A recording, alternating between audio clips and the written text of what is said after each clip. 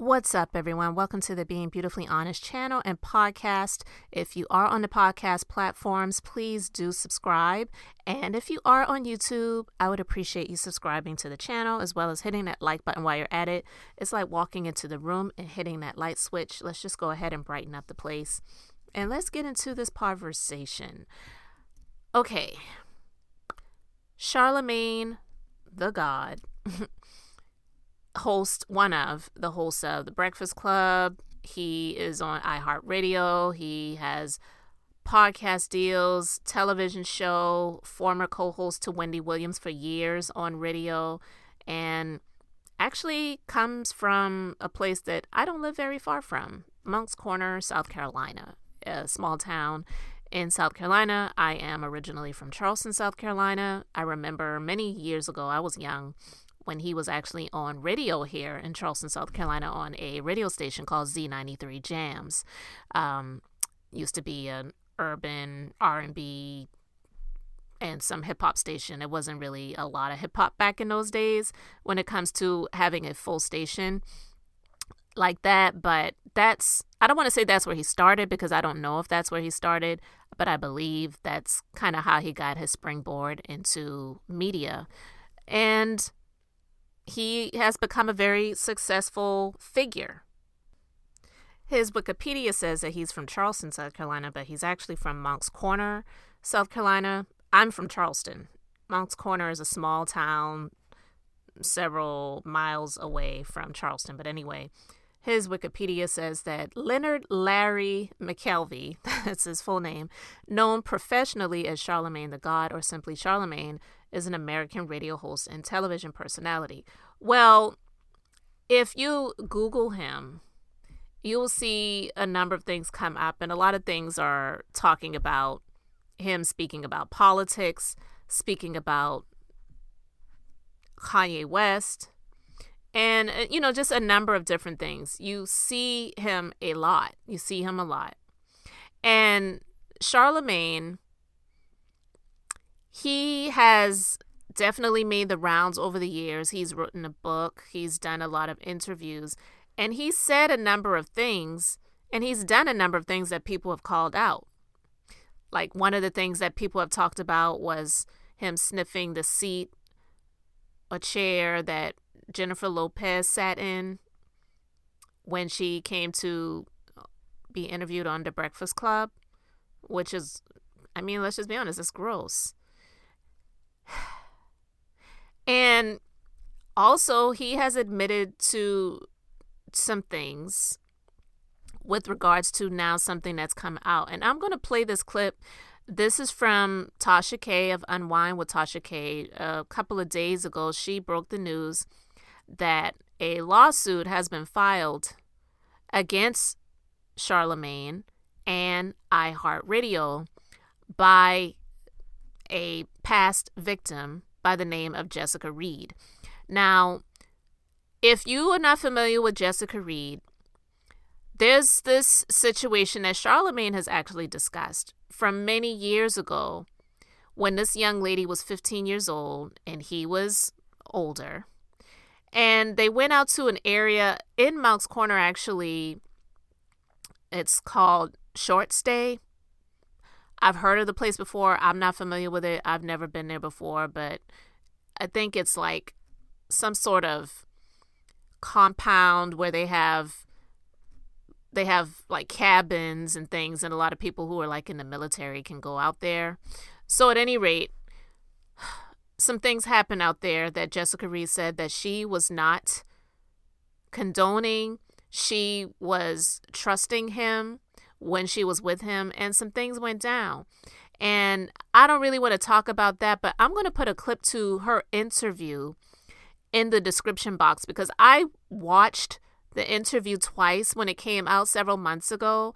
And I believe when the interview was released on YouTube, because I initially watched it on TashaK's app, because I am on the app, I was heartbroken for this young woman. Because I get it. There are situations when a victim or an alleged victim comes out many years later to say that someone who is in the public eye, someone who is famous, someone who has amassed some money, wealth, status, will come out and say, well, this person did this back in such and such time to me. And a lot of people, unfortunately, will dismiss those victims when they come out to say, well, why are you saying something now? Why didn't you say something back then? Oh, you're just doing it for the money. And granted, there are some people that do things like that just for the money. But I will say that being a victim of RAPE is, I believe, and surviving it is one of the hardest places to be in, because especially when it happens by the hands of someone that you either trusted at some point in time, or they have some sort of status, or they are in some position where you feel somewhat intimidated or threatened that if you were to come out, the repercussions that would come against you. It happens a lot. It happens a lot. So a lot of times those victims, they choose not to say anything because they feel like, look, I've already been victimized. I'm still going through things. It is very hard, yes, indeed, but I don't need my life to be any harder than it already is. So they don't say anything. But it's another thing when the person who is in the public eye, when the person who has the status, when the person who is, let's just be honest, like Charlamagne, getting opportunities to continuously be on public platforms, and they have discussed the situation on public platforms and disparaged you in some way to make it seem as if either, oh, she was asking for it, or, oh, she's not my type. Like we heard Trump say that before, because he's currently going through a lawsuit right now with one of his alleged past victims. She's suing him for defamation and for RAPE, I believe, civilly, because New York opened up those laws where you can go back. Anyway, I'm going to play a clip from the announcement that TashaK made about this lawsuit, and people can say, oh, TashaK, she's not credible, she's a liar, she owes Cardi B $4 million, blah, blah, blah. I don't believe that she's lying about this lawsuit. She's literally reading the legal papers, and when it is out, I'm going to review it myself. Just me as a former legal assistant, I'm used to reading pleadings and things like that. Not one of the most fun things to do. One of the reasons why I got out of the industry of the legal field. But I am definitely familiar with reading legal documents. And I'm going to play this clip of TashaK reading some of it and continue with my commentary. Y'all better be liking this video as well, too, okay? You gotta turn that off. We already started. Look. All right, now listen. Hey, YouTube. Bigo Live, what's going on? We see y'all heavy in the chat. We are not going to make y'all wait too much longer, of course, but you know these videos are sponsored in part. Are we running ads? No? Oh, guess what? This is ad-free today. Ad-free content on both ends, so I'm not going to make y'all wait too much longer. Of course, you see the title. Okay, you see the title. Charlamagne Tha God, as well as iHeart Inc., all right, has just been sued by Jessica Reid. We have the paperwork right here. Let me let you see the paperwork yourself, okay? You are exclusively hearing this on Unwine with TashaK, all right? You heard it here first. Now, let me go through this lawsuit here with y'all, okay? Let me educate you a little bit on what's going on, okay? Because I know over the past few years, there's been a lot of confusion, okay? And we're here to clear it up today. We got a word for you on lunch today. And I got to tell you, this is a landmark case. This is a landmark case, all right? And let me tell you why. All right, plaintiff Jessica Reid. Now, this is according to Jessica Reid. All right, so we are reading her words. Okay, is a resident of the state of North Carolina, and the defendant Leonard Larry McKelvey, LL. Okay, who goes by the name publicly called Charlamagne Tha God, is a radio host and television personality and currently resides in the state of New York. And the defendant, iHeart Media Inc., is an entity incorporated in the state of Texas and does business in the state of New York, okay? Now, there are a lot of counts here. Let's go over the counts real quick, and then we're going to circle back. I told you I ain't going to keep y'all here long because it's a lot to go over, but I know we all on our lunch break, and I ain't had lunch yet, and I'm getting quite grouchy. And I had 22 phone calls this morning. All right, from everything, all right? And so listen, here we go. All the counts are as follows, okay? Count 1, sexual assault against Charlamagne Tha God, all right? Count 2, assault against Charlamagne Tha God. Count 3, battery against Charlamagne Tha God.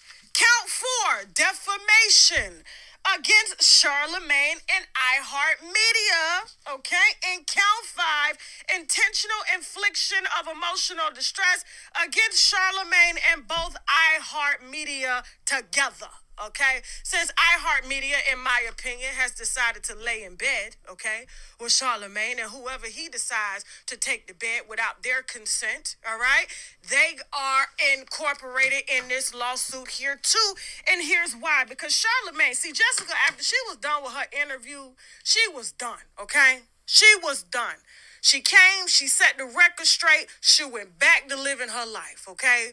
Until she was sent an excerpt from a book. Let me drop this down for a second. We got it all here, just in case y'all are wondering, okay? Everything is here, and I'm gonna upload this so that you guys can take this and any other blogger that wants the documents first before it becomes public in the state of New York, okay?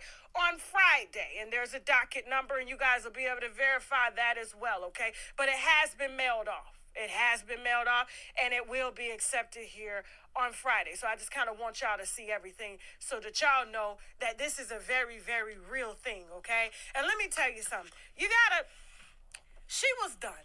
She never really wanted to sue him. She just wanted to correct the story that he told on DJ Academic's show. He was the one, meaning Charlamagne Tha God, that brought this to the internet and told a lot. It didn't match what was in the police report. It didn't match everything that was said, that was docketed, okay, by the South Carolina Police Department. It didn't match anything, okay? And so when she saw that after seeing, okay, a person that she accused of raping her at the age of 15 on television, on radio, and then he does an interview with DJ Academics telling more lies, okay? She decides to come out with paperwork to back up her story. But instead, guess what? All the bloggers that took the story were bullied by lawyers, okay? I'm the only one right now that told whoever sent cease and desist on the behalf of Charlamagne. We're not here to debate, okay, whether or not a victim story is credible, because we went according to paperwork that is filed and that is filed in the state of South Carolina, okay, with your client's name on it. Now we can do that there because everything that we reported was on docket. Okay, I'm going to stop it right there. The reason why I wanted to talk about this, I'm not talking about it just to say I'm reporting that she is filing a lawsuit against him, because that's not what I do. I just like to share my thoughts and opinions and be beautifully honest about things that are already out there, and not to break news or to let everyone know what's going on. But I felt compelled to talk about this because I was reading some of the comments in the comment section of this video, and there were a lot of comments. So I didn't read all of them. I read some. But there were a few that stuck out to me that I felt like I needed to speak my piece on. Because one, as a former legal assistant myself of over 12 years, I am one of the biggest I wouldn't even say advocates, but I am one of the loudest voices about how horrible the justice system is. Criminal, definitely, but even more so civil, because people can sue anything for any reason, and the legal system is bogged down in people filing frivolous lawsuits. And there are also a lot of people who are just out for a quick payday. And also myself being someone who is going through a legal situation right now. I was actually in a car accident last year, and I'm one of those people who's not like those commercials. This is my wreck and this is my check, because I called whatever the attorney's name is.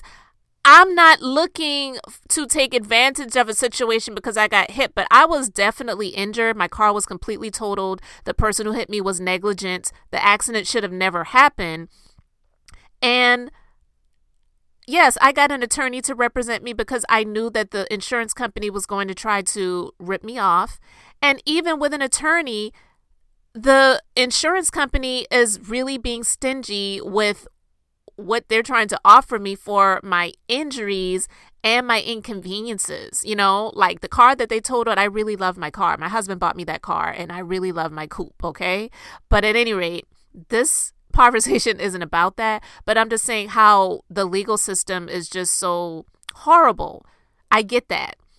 But the comments that I saw, I really wanted to talk about this because with this situation, I haven't read the legal papers yet, but she had screenshots up. So this is real. This isn't just her reading an email with someone's words saying that they have filed a lawsuit and we'll keep you posted. No, these are actually legal documents that were filed, okay? People who are looking at this situation to say that this is just a money grab, they really have to consider all of the things involved in this situation. Because if that were the case, Jessica could have sued Charlamagne years ago.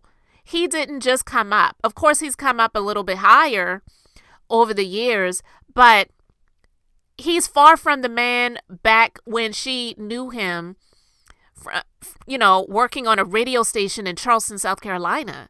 He's been working on the Wendy Williams radio show for years. She knew that then. He's been on the Breakfast Club for a long time. She knew that. He's gotten, this television show, and I think that one got canceled and got another television show. She could have sued him a long time ago if she was just after money. She was unfortunately disenfranchised, I'm just going to use those words, by her mother, because her mother even admitted she should have done better by her daughter. But at the time, her mom, she thought she was just looking out for her child, and she didn't want her daughter to have to deal with the courts and have to testify and all of those different things like that, because unfortunately, like I said, with RAPE survivors and victims, I believe that they get the short end of the stick so many times because they have to face their accusers. They have to, in order for a prosecution to stick. And it's hard for many victims to do that. So, with all of that being said, her mom didn't want her child going through that back at the time. And when they later tried to seek charges, because they did, they tried to seek charges, they tried to seek more prosecutorial measures, because he did cop a plea, he did a plea deal in the situation. They said that, unfortunately, there's nothing we can do for you. The statute of limitations has ran up, so have a nice day. So the civil system is there in lieu of the criminal system. And sometimes that's all a person's options are, when in actuality, they would prefer the criminal side of things. And it's sad, I remember several years ago, I want to say back maybe 2010, I hired this company and this guy to do some work in my yard, and some of the work was done, and I didn't pay all of the money up front initially, but I did pay the rest stop, even though the job wasn't completely finished. My mistake. And the guy kept giving me the runaround, kept giving me, back and forth about, oh, I'm going to get there next week. I'm going to get there next week. I'm going to get there next week. And finally, I said, you know what? If you don't get this done, I'm going to take you to court. I tried to basically do it on the criminal side. I didn't want to take him to civil court. I wanted him to be prosecuted for theft because in my eyes, if I give you all of this money to do a job and you don't do it, that's theft. That's how I view it. The police department said there was nothing they could do because he did do some of the items. And I was like, are you kidding me? But yeah, they said, no, you're going to have to deal with this on the civil side. There's nothing we can do for you. So there are times when people want to pursue things on the criminal side, but they get turned away. So the comments that I saw, they were pretty much saying she's just going after the money. This isn't really about justice. If Charlamagne was broke, she would move on with no problem. She wants a settlement. And then someone else says facts, another money grab. That is so sad, and that is definitely not the truth. She's tried to do things on the criminal side. And when the person said she doesn't really want justice, the civil court system is a part of the justice system. Okay? So she has no other choice but to go to the civil side to seek some sort of justice because she could not get the help that she really wanted on the criminal side. And like I said, if she was just really after the money, she would have sued him years ago. Maybe even possibly try to extort him a bit and say, hey, if you don't pay me X amount of dollars, then I'm going to come out and I'm going to tell what really happened. Because we know people do things like that too. She never did that. She just wanted to set the record straight. The things that he continued to be putting out there were not the truth, is what she's saying. And she wanted to let people know what the real deal was. And she was not getting that support. She was not getting her voice heard. And there were times when she did interviews and he and his team sent cease and desist letters and got people's videos pulled and shut down. And TashaK talked about that too in this video. And I'll put a link to this one in the description box as well. So please listen to the entire Jessica Reid interview. Also listen to this video as well of her reading the legal documents. I have to say, you cannot say that Jessica Reid's doing this is a money grab. It's not the same thing. It's not the typical what you see money grab situation. And he has admitted to doing things. He's admitted to putting Spanish fly in people's drinks and all that other stuff. I mean, look at Bill Cosby. He admitted to some things and then people started coming down on him. We will see where this goes. I will continue to keep my ears and eyes open and report on some things that I may feel like I want to discuss and talk about with this situation. But please, when it comes to Jessica Reid, you cannot say that this is just a money grab, because it isn't. This woman, she has been put in a precarious predicament when it comes to this man who has discussed this situation. Period. So it's not just a money grab. She is seeking justice. I believe her. I'm standing with her, and I believe you should too. But I know we live in a society where people idolize and worship these figures that they see in the public eye, and so you tend to believe them over the, Joan and Joan Q and whatever public person, the everyday person. But listen to the interview. I'm not saying that I am someone who can just tell someone is always, when they're speaking, telling the truth or telling lies. But when I listened to her interview, I'm just saying there were no lies detected from me. So let me know your thoughts in the comments section. Thank you so much for liking and subscribing. And until next time, this is Beth, and I'm just being beautifully honest.